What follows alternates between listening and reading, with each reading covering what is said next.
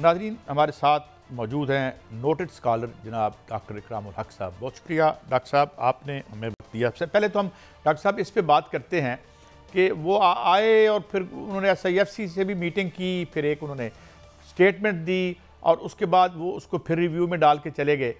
तो हमारा तो ये था कि भाई ये चीज़ें तय हैं, डन डील है। और फिर बाद में जो औरंगजेब साहब का बयान आया तो उसमें भी उन्होंने हमें तसल्ली दी, तो हम तसल्ली रखें डॉक्टर साहब? देखें, बहुत सीरियस मामलात डिस्कस हुए, मगर ज़ाहिर है इसको उस तरह से मीडिया पे तो बात नहीं हुई। उनके बहुत से कंसर्न थे, वरना इतना अनएक्सपेक्टेड टूर नहीं होता। और आपको ये भी पता होना चाहिए कि ऐसे टूर का खर्चा भी उनका आने जाने का, यहाँ रहने का, बल्कि TADA भी लेते हैं वो हमसे। तो ये बड़ी एक मिनट ठहरिएगा, यानी उनके यहाँ के अखराजात भी हम देते हैं सूद के अलावा? जी जी जी बिल्कुल। वाह, जी वाह। जी बिल्कुल बिल्कुल। वाह। तो जब वो TADA भी मिलता है उनको जी जितने दिन रहते हैं, तो वो जब यहाँ आए तो जी बहुत सीरियस मामला थे, क्योंकि जैसे ही पहले SMI के रिजल्ट आपने मिनिस्ट्री ऑफ फाइनेंस की साइट पर आए तो वो हैरान रह गए देख कर के जितने भी वादे हमने किए थे उसमें से सवाए 2 कि हम कोई भी पूरे ना कर सके। तो बहुत अर्जेंसी हुई, तो वो आए और उन्होंने कोर्स करेक्शन जिसको कहते हैं, उनका शुरू में ही इनसे पूछ लें कि भाई आपके क्या इरादे हैं, क्योंकि 2.5 बिलियन का तो देखिए शॉर्टफॉल उन्होंने बताया कि आपने जो सऊदीज़ के साथ आपका ख्याल था कि आपको ऑयल के ऊपर जो है वो मिल जाएगा, डेफर्ड पेमेंट का जो मुआहदा होता है वो भी अभी तक सऊदीज़ ने नहीं किया हमारे साथ, और चाइना ने जो वादा किया था कि हम आपका कर देंगे वो भी नहीं हुआ। तो कहीं न कहीं तो मामलात ऐसे थे, ये तो मैंने एक्सटर्नल फ्रंट पे बताया। यहाँ FBR का जो पहले 3 माह का लॉस था वही 190 बिलियन तक पहुँच गया, और उन्होंने ये भी बता दिया कि अगले 3 महीनों में तो ये 350 बिलियन हो सकता है। तो ये भी बड़ी अफ़सोस की बात थी। फिर एग्रीकल्चर इनकम टैक्स जो सूबों ने अनाउंस करने थे वो भी कोई लॉ पास नहीं किया था उनके आने तक, और फिर आते ही जल्दी गवर्नमेंट जो थी पंजाब की, उन्होंने एक असेंबली में ऐसा बिल पेश किया जिसमें कोई अकल की बात नहीं है और वो उसकी तवक्कुआत को भी पूरा नहीं करता। तो ये मामला जो थे ये काफ़ी उनके लिए परेशान कुन थे कि अभी जब एग्रीमेंट साइन हुआ तो उन्होंने वादा किया कि ये हम सारे हदफ भी पूरे करेंगे, स्ट्रक्चर रिफॉर्म भी शुरू करेंगे, मगर वही होता है थोड़े दिनों बाद पाकिस्तान में लोग भूल जाते हैं कि हमने कुछ वादे भी कर रखे हैं और उससे बेहतर रिजल्ट भी दिखाए जा सकते थे, मगर हुकूमतें जो हैं वो। अच्छा डॉक्टर साहब, एक बात मैं और आपसे पूछना चाहता हूँ, ये क्या सोशल मीडिया की दरफुंतनी है जो जिस तरह मनु भाई इस्तेमाल करते थे ये लफ्ज़ कि जी एक तो यहाँ पे 200 अरब जो पेंशनर्स का था वो डाल के पैसे पूरे किए गए।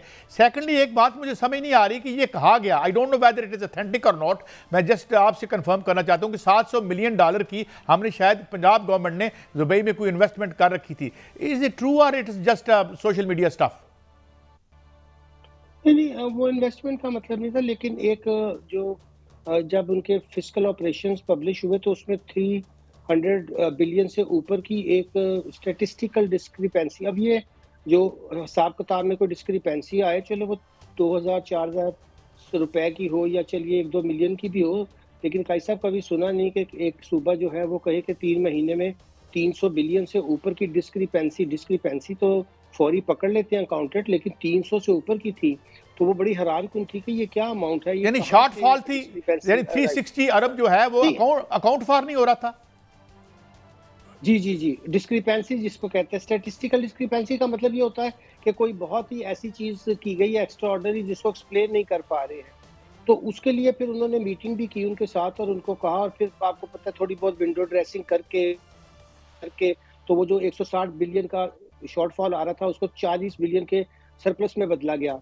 तो ये आपको पता है कि तभी होता है जब बहुत कोई ऐसी चीज़ हुई हो जो अनहोनी हो, और ये बात तो मैं लिख चुका हूँ कि ये इतना बड़ा सूबा, इसको अगर दुनिया के आज ममालिक से देखा जाए तो ये दुनिया का 12वां बड़ा मुल्क बनता है 120 मिलियन की आबादी के साथ, और इसने जो आज तक कभी 350 बिलियन का टैक्स इकट्ठा नहीं किया। ऐसा मुल्क अगर आप देखें 69 मिलियन सिर्फ आबादी है यूके की, अगर आप फ्रांस जर्मनी उनको भी डाल लें तीनों को तो वो भी 70 75 80 तक पहुंचते हैं। ये तो हद ही हो गई है कि उन्होंने सिवाय इसके कि 4 ट्रिलियन जो वफाक से आता है उससे लेकर हुकूमत वैसे तो खर्चा करके और पैसे लगाकर नुकसान करती है, और इसमें भी PIA की निजकारी जो हुई है इसमें 1.5 अरब रुपया फाइनेंशियल एडवाइजर को दे दिया और डील जो है वो नाकाम कर ली। आप क्या समझते हैं सर कि अब डिस्कोस की निजकारी की जा रही है, ये बेहतर डील हो जाएगी कि या ऐसी ये भी इसी तरह नाकाम हो जाएंगी? नहीं, उसमें तो लिख दिया गया है पहले ही कि ये निजकारी करने के बावजूद भी हमारा खसारा कम नहीं होगा, तो फिर निजकारी का क्या फ़ायदा हुआ भला? तो ये सारे जो मंसूबे बना रहे हैं निजकारी के, ये भी आप समझिए कि एक तरह से बिल्कुल इस बात का एतराफ़ है कि जो हमारी पब्लिक फ़ाइनेंस हो या हमारी गवर्नेंस हो, जो हमारी स्टेट ओन्ड एंटरप्राइज़ेज़ हैं, हमें दोनों काम ही नहीं आते हैं। और वो बिला वजह से हम और भी अपना मज़ाक उड़वाते हैं। यानी कि आप देखिए कि 45 बिलियन का वो पीआईए में उनसे कह रहे थे कि सेल टैक्स हमें वेव कर दें, और ये जो इसमें से आपके ऊपर कर्जा है वो भी आप हटा लें। अब ज़ाहिर है जो स्टेट टैक्सेस होते हैं वो एफबीआर खुद तो नहीं हटा सकता, वो तो किसी कोर्ट ऑर्डर से ही हट सकते हैं, लॉ में कोई ऐसी गुंजाइश ही नहीं होती। अब उन्होंने गोया के आईएमएफ से रिक्वेस्ट की है कि आप हटा दें। अब ये तो यूँ लग रहा है कि जैसे एफबीआर जो है वो अब हम नहीं चलाते बल्कि आईएमएफ वर्चुअली चलाता है, और ये मिनिस्टर की ऐसी बात करना उनके सामने मेरे हिसाब से तो बहुत ही नामुनासिब बात थी। आपने बिल्कुल सही फरमाया। लेकिन सर सिंगल बिडर था, सिंगल बिडर जिसको जो है जिसकी बोली कबूल की गई और बाद में उसको मुस्तरद किया गया। हालांकि एक मल्टीनेशनल ग्रुप अन्यहान ग्रुप जो है उसने भी पेशकश दे रखी थी जिसको कंसीडर ही नहीं किया गया। अब हुकूमत जो है वो चाहती है कि G2G इसकी जो है वो निजकारी की जाए। क्या G2G निजकारी हो जाएगी? और हुकूमत कहती है कि फौरी तौर पर मुझसे हमने प्रोसेस करना है और इसको हमने भेज देना है। इसकी कानूनी हैसियत क्या होगी? तो क्या सर ये G2G हो जाएगा? जी बिल्कुल, देखिए ये तो कानून के मंशा भी नहीं है, ये तो एक आपने उसकी ओपन बिडिंग करनी है, और इस प्रोसेस को जो प्राइवेटाइजेशन का हमारा लॉ है वो बिल्कुल भी इस बात की इजाज़त नहीं देता है। ये तो सिर्फ अपनी खपकी अब मिटाने के लिए और ये तासुर देने के लिए कि हम इसको फौरी कर लेंगे। असल मसला तो वहाँ पे जो पड़ा हुआ है, बिलियंस की जो नेगेटिव इक्विटी पड़ी हुई है, उसको रिमूव करना है। जब उन्हें उसकी रीस्ट्रक्चरिंग ही नहीं करनी आई और अब इल्ज़ाम लगा रहे हैं कि जी ये केयर टेकर गवर्नमेंट ने सारा काम गलत किया था, तो आप उसके बाद क्या कर रहे थे? केयर टेकर को गेम तो अब काफ़ी दिन हो गए हैं। तो ये बिल्कुल जिसको मैं एक वर्ड में कहता हूँ कि जो क्राइसिस ऑफ कॉम्पिटेंस है हमारी इस वक्त रियासत का, वो खुल के सामने आ जाता है जब भी इनको कोई चैलेंज दरपेश आता है, और वो फिर साबित करता है कि जो हमारे डॉक्टर साहब ये वहाँ बैठते हैं। डॉक्टर साहब अभी आप जब टैक्स रिफॉर्म कमीशन में आपने तजावीज़ भी दी, आप उस वक्त इसहाक डार साहब ने आपसे गालिबन बात भी की, ये एक समझ नहीं आती बात। एक तो वो कह रहे हैं जी IMF वाले जी आप रियासती कंट्रोल कम कर दें, what does it mean? And secondly जो UNDP की रिपोर्ट थी कि $18 बिलियन की ये हम सब्सिडाइज करते हैं, इस शराफियों को खिलाते हैं। एंड सेकेंडली साथ खबर आती है $11 बिलियन जो है वो हमने दुबई में प्रॉपर्टी की शॉपिंग की, 18 और 11 जमा कर लें। तो डॉक्टर साहब ये कैसा पैसा, ये इतनी ह्यूज अमाउंट जिसमें हम तकरीबन 1/4 से हमारा कर्जा बन जाता है एक साल में, and then again we are begging. जी बिल्कुल सही फरमाया आपने। अभी जो रिपोर्ट ताज़ा, मैं तो बहुत देर से बता रहा था कि 4 ट्रिलियन के करीब तो टैक्स एग्जम्पशन खुद मानते हैं, वो भी अब एफबीआर ने तस्लीम कर लिया। और जो आपने फ्लाइट ऑफ कैपिटल की बात की वो भी बिल्कुल हमारे सामने है। इनफॉर्मल इकोनॉमी का साइज भी हमारे सामने है। अभी 15 तारीख को वो बहुत पुराना केस 2018 का जो सुओ मोटो लिया गया था कि एसेट स्टैश्ड अब्रॉड कैसे वापस लाए जाए, और फिर उसी के अंदर आपको याद होगा कि वो जो मोहम्मद अली दुरानी साहब की 2011 की पिटीशन उसके साथ अटैच थी।